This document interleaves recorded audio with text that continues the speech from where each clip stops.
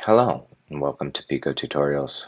In today's tutorial, I'll show you how to create a soft trigger and implement it to start recording a video or creating a rule to perform a certain task on the other end. So what you'll need to do is find an associated camera that you'd like to create the rule on. From there, you'll navigate down to Camera Rules and click Add. From there, you'll choose the event type, whether it be an analytic event, a generic event, motion on camera. For this particular instance, it's going to be a soft trigger. And we want the soft trigger to be displayed on which camera? So this one is the associated lobby camera for our Sonk office. And who do I want it to be available to? So I'm going to have it be available to myself so it can show up.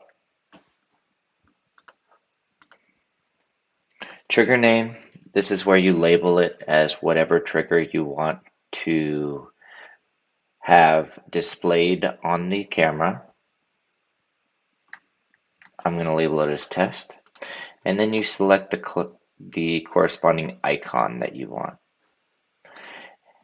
From the action display, this is what you want the reoccurring action to be. So for this particular instance, I'm going to do a bookmark, and I again want it to bookmark this associated camera.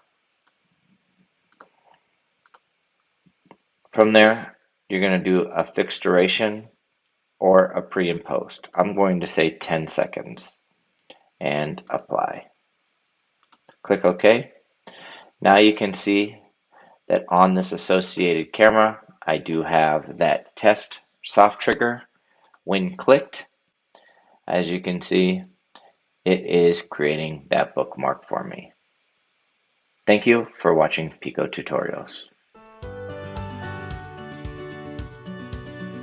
If you would like to watch more how-to videos around Piko, please click here for our tutorial channel. Or you can visit us here at pikovms.com for more documentation and downloads.